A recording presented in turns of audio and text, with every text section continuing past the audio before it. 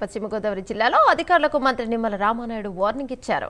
Dash బోర్డులో అధికారులు తప్పుడు లెక్కలు చూపిస్తున్నారని, అలా చేస్తే వారిపై చర్యలు తప్పవన్నారు మంత్రి. తాగునీరు అందించడంలో అధికారులు అలసత్వం వహిస్తే జైలుకు పంపుతామన్నారు. పశ్చిమ గోదావరి జిల్లాలో నీటి సమస్య లేకుండా చూస్తామన్నారు మంత్రి నిమ్మల రామానాయుడు. వచ్చే ఏడాదిలో 670 కోట్లతో ధవళేశ్వరం నుంచి నేరుగా పైప్ లైన్లు వేస్తున్నామన్నారు. ప్రజలు కూడా నీటిని వృధా చేయకూడదన్నారు.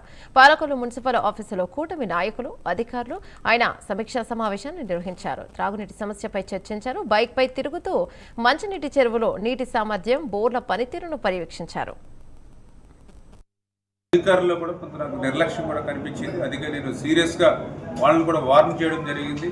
ఖచ్చితంగా త్రాగునీరు అనేది ఈ యొక్క గవర్నమెంట్ కి అత్యంత ప్రయారిటీ ఉంది.